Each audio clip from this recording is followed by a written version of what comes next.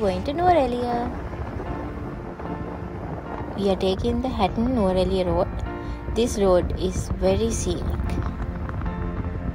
Let's stop at this beautiful place for tea. This is the Mlesna tea castle.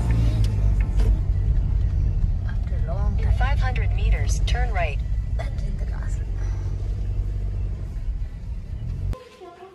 And we are having caramel tea. They have snacks and meals as well. And from here you can watch the beautiful St.Clairs waterfall. You can go up to the viewing deck here at the castle, or there are a few other viewpoints by the side of the road as well. This is the view from the viewpoint by the side of the road. A little further there's another viewpoint for the Devon waterfalls, and there's a cafe here as well. So this time we are planning to do the hike at Horton Plains. We last went here about 7 years ago, and this year we are going with our little daughter. She just turned 7 and we are hoping that we will be able to complete this 9-kilometer hike with us. So our next stop is going to be the Ambewela Farm, and it's raining. Usually January to March is considered the best time for Nuwara Eliya as it's relatively dry. We checked the weather forecast before making all the bookings, but apparently there is this rare January storm that has emerged in the Bay of Bengal, and it's due to approach Sri Lanka soon. It's super cold and it's drizzling, but now that we are here, let's check the place around. The actual Ambewela Farm is restricted for entry, and what we are actually allowed to visit is the New Zealand farm. Ambewela Farm has started early in the 1940s by the British, and the New Zealand farm is managed by Ambewela Farms but has started in 1960s with the assistance of the New Zealand government. Ambewela is a well-known dairy producer in Sri Lanka. We use Ambewela milk, cheese, butter at home very often, and now we are here to explore the farm.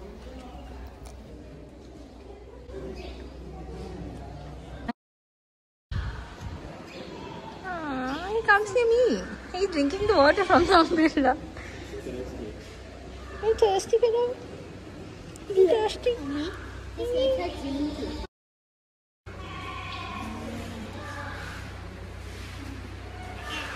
They have 2 cafes here, so you can treat yourself and purchase Ambewela products at a slightly discounted price than usual supermarkets.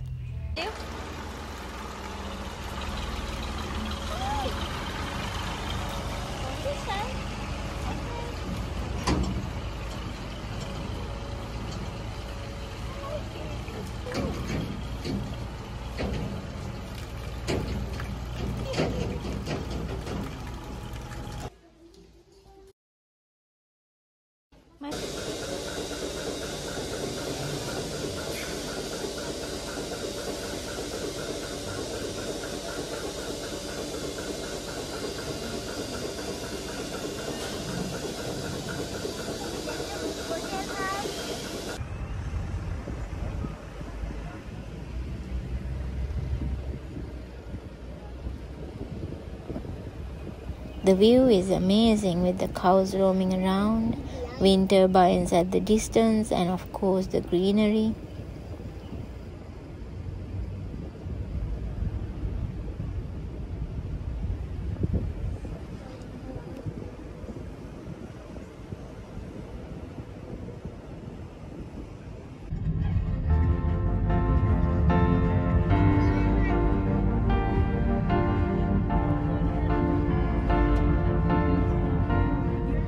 We are going to spend the night in the Ohiya area, so it will be easy for us to reach Horton Plains tomorrow for the hike. We had the map to guide us through to Ohiya, and like always, without fail, it has brought us through a road where we have to drive through the Horton Plains National Park, and we even had to buy park tickets even though we were not planning to do the hike today. Anyway, this place is out of this world. And it's alright that we paid the tickets price, because this road through the national park is amazing.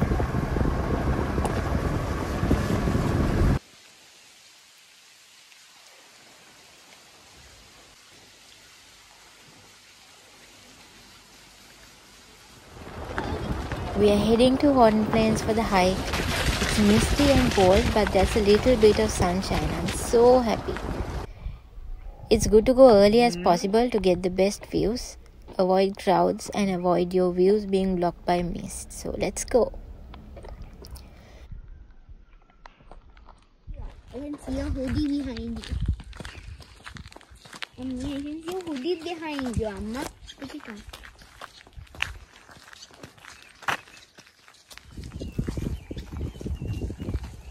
We are at the entrance of the park now. They will check your tickets here and search for your bags if there's any plastics and cellophanes, so use eco-friendly options if you're taking any snacks with you. It's not raining or drizzling now. The weather at this Horton Plains is very unique and changes all the time. This nature reserve has some beautiful landscapes with forest grassland and cloud forest. This is the highest plateau in this island and it's said to have 24 species of mammals including the samba deer. There are 3 main attractions here: Mini World's End, Greater World's End and the Baker's Falls.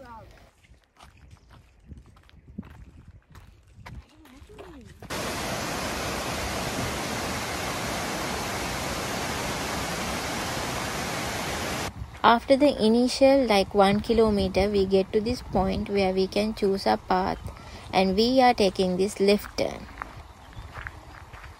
And we will reach Mini World's End in 3 kilometers roughly. It's a little muddy and slippery because of the rain, but the feeling you won't be able to imagine. It has to be experienced. The hike is easy at times but can be more difficult.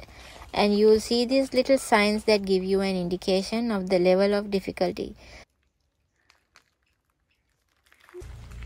I see the 3 kilometer point, which means we are almost there.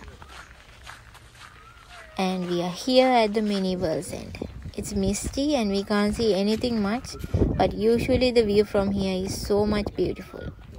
Let's see if we can get lucky at the Greater World's End.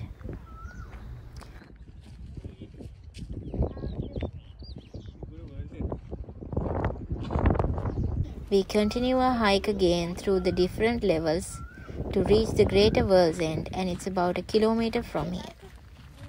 And we made it! And I feel so lucky at this moment because look at the view of the valley, it's just breathtaking. A little hint here, there's a small hill next to the viewpoint which will take you to another viewpoint with even better views at the top, but we chose not to go up there. Hold out his hand. Now it's time to head over to the Baker's Falls.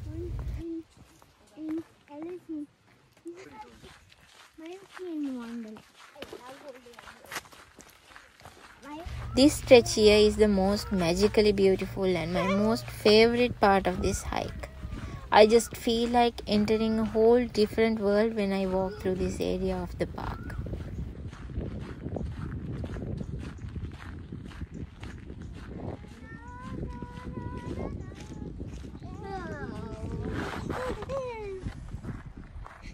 It's getting warm by now, so we have now removed the layers of clothing we had at the start and packed them. So that could be a point to note. Wear layers at the start, but as you proceed you will start to sweat, so wear warm but light clothes so that you can later pack up as it gets warmer.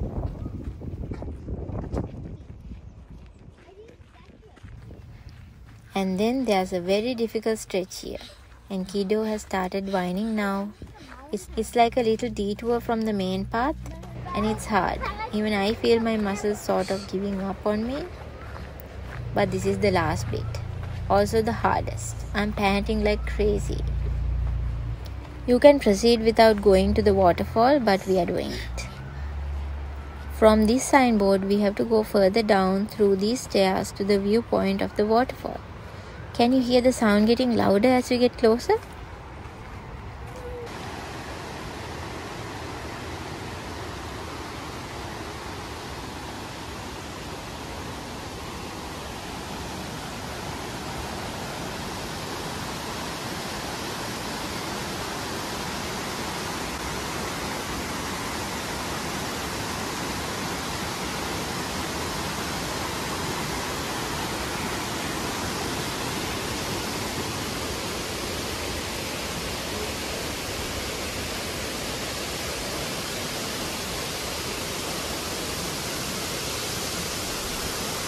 Here's the beautiful Baker's waterfall.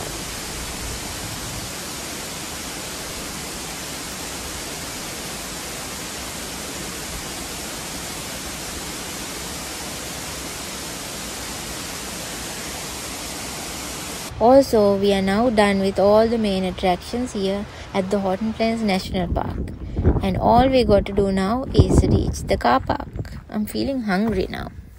And from here we walk back to the little junction where we started. So at this junction, if you take the right turn, you will first reach Baker's Falls. Next Greater World's End and then Mini World's End. I'm so happy right now. We did it with our little one. It took us like 3 to 3.5 hours to complete. If you ever visit Sri Lanka and if this is something you would like to experience, Horton Plains National Park awaits you. Bring a pair of binoculars if you like bird watching. And we met another friend here at the car park. This is where we are going to stay today, the Araliya Green City Hotel. This is apparently the only 5-star hotel in the Nuwara Eliya town. And tomorrow we will go to the tallest mountain in Sri Lanka. Good morning. We had our breakfast and now we are going to the tallest mountain in Sri Lanka, Piduruthalagala. We are going to drive to the top. You have to get permission from the Defence Ministry before you are allowed to enter, as this is a high security zone. We did all our clearing done a few days before we came. This drive is crazy and it's even better with the music.